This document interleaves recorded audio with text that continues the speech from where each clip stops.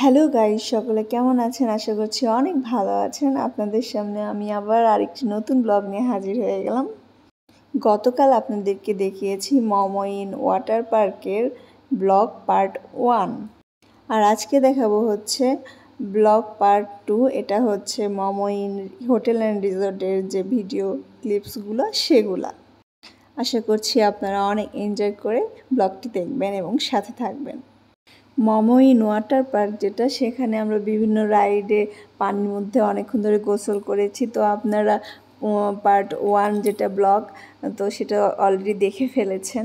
তো সেখান থেকে আমরা আশেপাশে কোনো হোটেল খুঁজছিলাম খাবারের জন্য। তো সেখান থেকে খাওয়া দাওয়া করে আবার এই মমইন হোটেল অ্যান্ড রিসোর্ট যেটা, তো সেখানে ঢোকার পরে যে বাহিরের সাইডের পরিবেশটা এত সুন্দর, আপনারা সামনে যে দেখলেও বুঝতে পারবেন।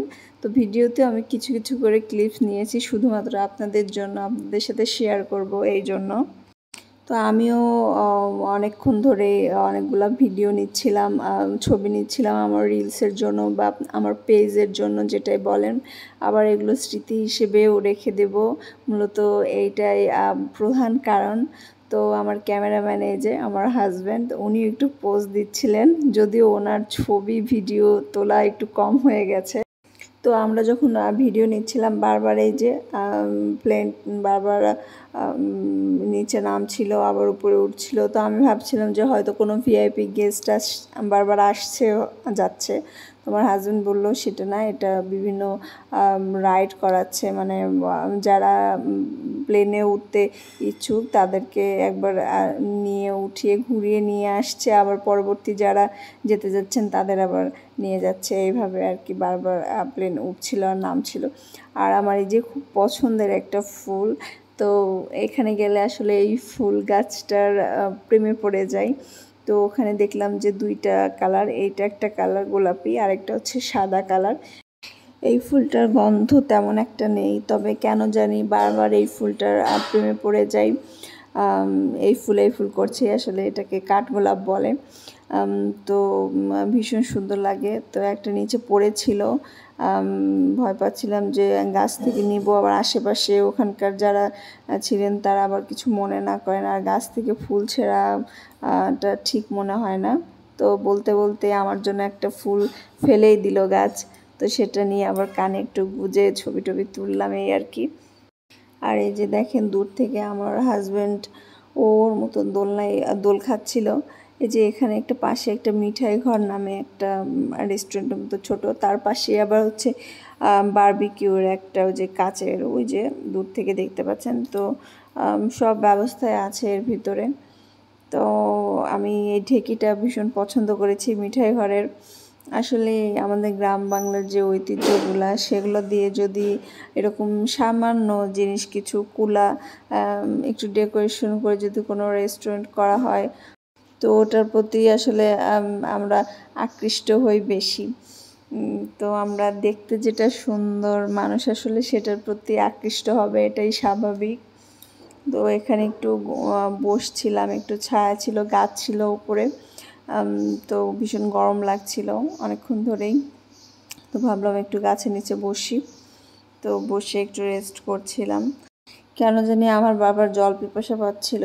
তো ওই দিন যে পরিমাণে আসলে জুস খেয়েছি, জল খেয়েছি, একটু ভয় ভয় করছিল যে এতক্ষণ ধরে জলে স্নান করলাম, আবার একটু পর পর আরসি খাচ্ছি, 7 আপ খাচ্ছি, কোকা-কোলা খাচ্ছি। তো পাশেই ভাবলাম যে তাহলে ওগুলা আর খাবো না, একটু নর্মাল কোনো জুস জাতীয় কিছু খাই। তো ওখানে দেখলাম লেমন জুস ওরা বিক্রি করছে, তো একটা লেমন জুস নিলাম। কিন্তু আসলে কি বলবো, লেমন জুসটা আমার খুব একটা যে ভালো লেগেছে তা না, ছিল ঠিকঠাক ছিল। এই যে এই ফুল গাছটা, আমি কেন জানি ফুল গাছ দেখলে একদম দাঁড়িয়ে যাই, আমাকে ফুল ভীষণ আকৃষ্ট করে।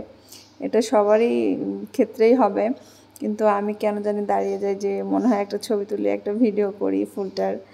তো ওখানে আসলে এরকম অনেক ফুল গাছ আছে যেগুলোর নাম আমি জানি না, কিন্তু দেখতে ভীষণ সুন্দর, একটু ইউনিক দেখতে, কালারগুলোও খুব সুন্দর। আর এই যে একটা অনেক বড় একটা ব্রিজের মতো, তো ভাবলাম যে ও আর আমি একটু ছবি নেই। আর এই যে একটু পর এটা হচ্ছে মমইনের রেলগাড়ি বলে, তো যারা রাইড করতে চায় তাদেরকে রাইড করাচ্ছে। আর এই যে জলের মধ্যে দেখছেন ছোট ছোট নৌকার মতো, ওখানকেও রাইড করা যায়। তো হাজব্যান্ড বলেছিল, কিন্তু একবার ভাবলাম উঠবো, আবার ভাবলাম যে না, দরকার নেই, আসলে আজকে সারাদিন জলের মধ্যেই কাটানো হয়েছে। আবার এই যে কি যেন একটা গাছ দেখতে পেরেছি, হলুদ হলুদ ফুল, কিছুটা সোনালু ফুলের মতন লাগে, কিন্তু সোনালু ফুল না। এই যে মাথার উপর, আমি ভাবলাম যে এইভাবে একটু ভিডিও করি, আমার ভীষণ ভালো লাগে আসলে। আর বাইরে যেতে যেতে যে কৃষ্ণচূড়া ফুল গাছ ওখানে অনেকগুলো ছিল, তো মাটিতে পড়েছিলাম, দুটো মানে তুলে নিলাম।